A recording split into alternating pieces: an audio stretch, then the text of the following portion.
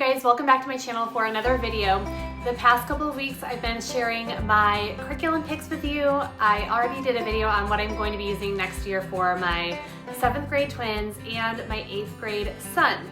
So today is going to be all about my 1st grader and what I've chosen to use with him in our homeschool this fall. So if you're curious about what we'll be using, or if you're going to be homeschooling a 1st grader and just want to see some ideas, I hope this video will be helpful to you.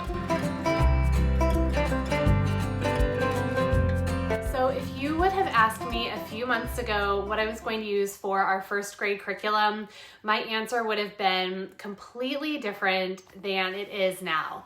And it's not because there's something wrong with what I thought I was going to use, but as sometimes happens, I got to talking with some friends, went to a local curriculum fair, did some more research online, and just learned about some things that I started to get really excited about. 1st grade is such a fun and foundational year. And when I went through 1st grade with my oldest son years ago, we used My Father's World, Learning God's Story. And we also supplemented that with All About Reading, and I used Singapore Math with him. And my girls actually followed along with us for a lot of our My Father's World 1st grade curriculum, which is a big benefit of that curriculum, their family style learning model. And so with my now youngest son, I figured that I would do the same thing. But I really started planning out the big picture. And since that time when my oldest was in 1st grade, I've used and learned about a lot of other great resources and things that I realized I might like a little bit better and might work for us better in this season. So even though we have loved My Father's World for many years, I'm not going to continue using it with my youngest, and instead we're going to use a variety of things for math, social studies, science, and language arts. I never thought I would be one to piece together our curriculum and pull from different kinds of sources.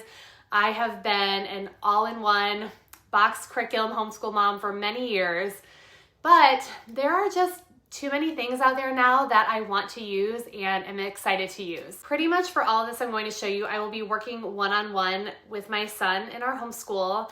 If you watched my 7th and 8th grade videos, you know that there is some overlap in what my older kids work on because they are closer in age and it's easier for us to combine some things. But for my youngest, this year it's worked really well for me to work with him one-on-one. And out of all my kids, he's probably one of the best about entertaining himself. I'm kind of lucky here. He likes to have time to himself to play, be creative, do things like kick the soccer ball around our house, typical boy stuff. So when we get done with his schoolwork for the day, he loves having that time while I work with the other kids. So I tried bringing in him this past year for science and history a little bit, and it was just too much for him. There was just a bigger age gap there, so this type of routine just works best for us. Okay, let's jump into my curriculum picks. We will start with math because I've shared a lot about 1st grade math on my channel lately, so this should be pretty short and sweet. I have used the past couple of months to try out a few 1st grade math curriculums with my son. I've tried Singapore Dimensions 1A, Master Books Math, and Generations Math 1. I have reviews for each of these on my channel, so you can learn more about them if you'd like to hear my opinion and see my flip-throughs. But anyway, what I'm learning is that my youngest is super easygoing. He did just fine with all the math that I threw at him. There wasn't anything in particular that stood out to us that we didn't like. I think each curriculum option has its strengths and does a great job teaching math. They're just all a little bit different. So I really just picked the one that I liked the best and wanted to see through, and that is Generations Math 1. You guys, Generations wasn't on my radar at all until recently. I think I had heard about them maybe a year or so ago, but it was one of those things where at the time I was already overwhelmed with curriculum decisions and didn't want to research one more thing, and so I didn't really give it the time of day. Well, I'm really glad that I chose to browse their website a few months ago and learn more about them as a company, learn about their values and their ideals behind what they create and publish, And what stood out to me is how mission-driven they are. They're coming at their curriculum development from a heart for equipping families to raise the next generation with strong convictions and deep roots in the faith. Their materials are built around scripture. There's a clear desire to help kids not only learn a particular subject like math, but also to grow in wisdom and character and glorify God in what they do and in how they use their knowledge. So I'd encourage you to go check out my flip through on Generations Math 1 if you want to learn more about it. It's really different from what I've used in the past, but I really like it so far. As with anything, we'll see how it goes as we continue to use it, but I'm hoping that it will be a keeper. And since I'm using this now, I'm not sure how long it will take us to get through it, but if it goes well, we'll move into book 2 afterwards. If you're curious to see a flip through of that one to see how it compares or progresses from book 1, let me know in the comments and I can do that for you. And I will say this, most likely down the road, I will probably have my son transition to CTC Math. As of now, Generations is releasing Math 3 this summer, and I think they have plans to create up to grade 6. I think that's what I heard. So that being said, once we get through book 1, I may have my son do a first grade assessment using CTC Math just to see how his skills line up and also to see if there are any typical first grade skills that he needs to work on before moving on.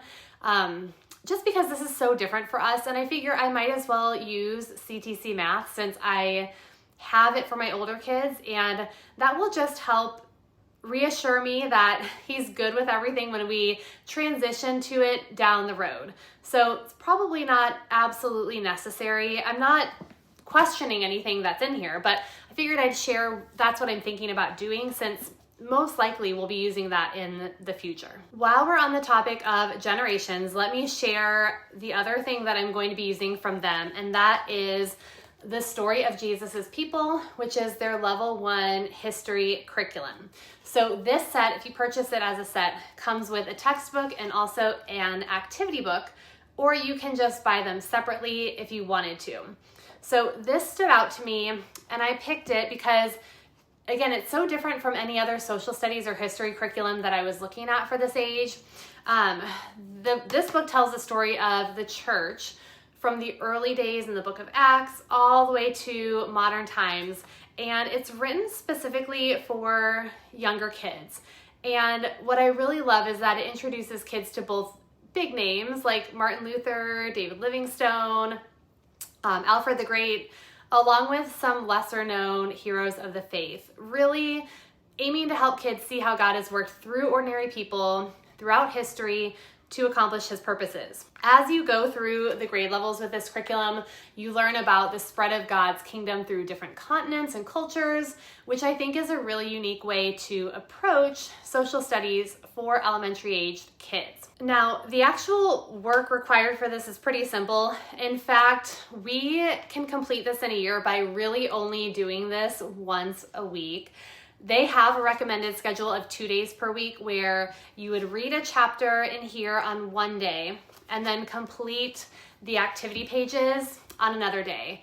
But the activity pages are not super difficult. So I plan on just doing it all in one day if we can. So we'll spend just one day each week on this curriculum. And for that reason, I also picked out another more traditional social studies book to go along with this that we can use some of the other days of the week. So to go along with the story of Jesus's people, we'll also be using My Story 1 from Master Books.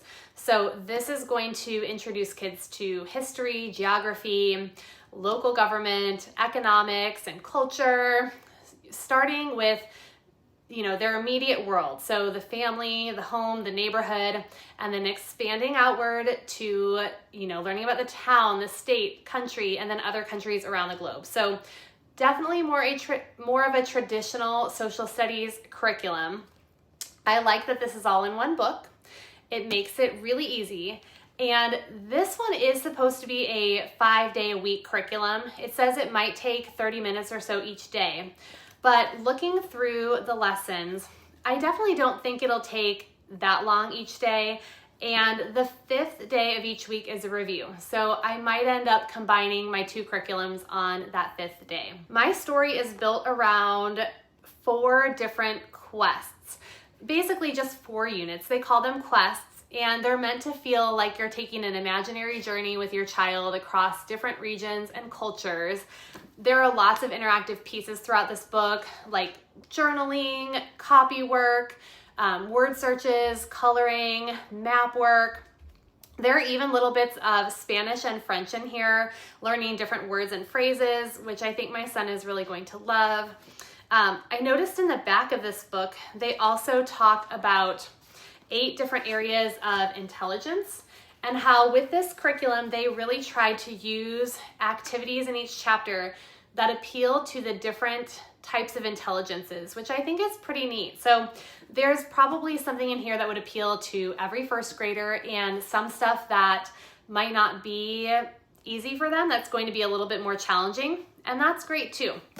And of course, everything is grounded in a biblical worldview to help kids learn more about God through his creation. So I think it's going to be a really fun way to explore God's world while helping my son understand his place in it. And I think it's going to pair really nicely with the stories we'll be reading in the story of Jesus's people. Okay, next. For science next year, I decided to use another Master Books option, Adventures in Creation, Level 1. I went back and forth on what to use for science with my son. I really wanted something simple and very much open and go, since I'll be juggling a lot, and I think this is going to work pretty well. Again, the lessons are short.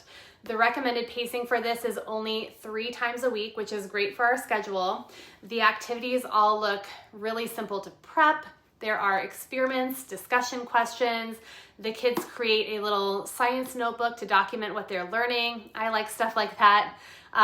They have memory verses with motions, which I think is a really fun way to just help kids hide God's word in their hearts.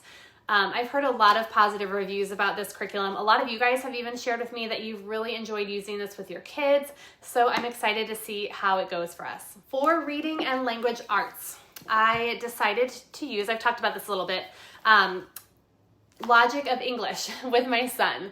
I came to this decision after learning about this program from a good friend and then doing some research. And like I said, I used All About Reading with my oldest son, and although I did love it, there are a lot of things that are different about Logic of English that appealed to me. And we actually began using it a couple of months ago to try it out, and it's been going really well. This is a phonics-based program that teaches not only reading, but spelling and handwriting as well. So I like that it's more of an all-in-one deal. Right now, lessons have been very short. I'm honestly not sure how this will change as we progress through the series. They'll probably start getting longer once we do more reading and spelling. But right now, they're about 20 minutes or less. And I did purchase the online lessons. I didn't even know those existed at first, but I did grab the online lessons, which my son really likes, and he can navigate those pretty easily. I do sit with him and work with him on his lessons. It's not, the online lessons don't make it really independent, but having the video lessons just makes it a little bit easier for me. I think it was like $20 or so to add those on, so not too bad. And they are interactive too, which I wasn't expecting. So there are little games and things on the screen that my son interacts with each lesson, which he really loves. So Foundations A is the first book. We are almost halfway through this, and we'll move on to Foundations B next, and then just continue through the series if it continues to go well. So this particular course covers all the sounds of all the letters A to Z, and then it helps kids apply those sounds to reading short vowel words, reading and spelling them, along with some short vowel words with consonant blends. So like I said, I like that spelling and handwriting is included. You can actually, with the handwriting, choose between manuscript or cursive for learning handwriting. So I chose the manuscript. So each lesson teaches different strokes and how to form the letters correctly, which has been really good practice for my son. If you guys are interested in learning more about this, let me know in the comments. It's obviously newer to us, but I'm getting a good feel for it and would be happy to do a flip through for you and share more about it. Okay, 2 more things. I purchased these readers, these first grade read alouds from Generation. So I will be reading them to my son. I just thought they looked really good when I was browsing their website. There is a book about Amy Carmichael, Hudson Taylor, George Mueller, and John Knox. And then they also have a book written by Valerie Elliott Shepard, who is the only daughter of Jim and Elizabeth Elliott. We've actually been reading the YWAM book about Elizabeth Elliott now, and we've read the Amy Carmichael and George Mueller books also. I just thought that these would be good books to enjoy with my son. And then finally, I mentioned this in my other curriculum picks video. All of my kids will be using Creating a Masterpiece for Art again this year. We've enjoyed using this in the past, but I kind of got away from it a little bit. So I want to do a better job at incorporating art into our weeks because my kids really love it. Creating a Masterpiece has video lessons that are easy to follow, and it does take a bit of planning and making sure you have all the supplies ready for the specific project that you want to do. But my plan is to decide ahead of time which projects we want to complete and then try to prep and purchase all the supplies we might need in advance so it's easier for me to actually implement. Okay, so that's everything I've planned for my first grader. I hope you enjoyed seeing my curriculum picks.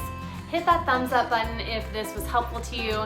And if you'll be homeschooling a first grader, I would love to hear what you're using, or if you have any questions about any of the resources I mentioned, feel free to ask in the comments. I will have links for all of these in the video description below, so check that out if you'd like to explore these more online. Thanks so much for watching. I will see you next time.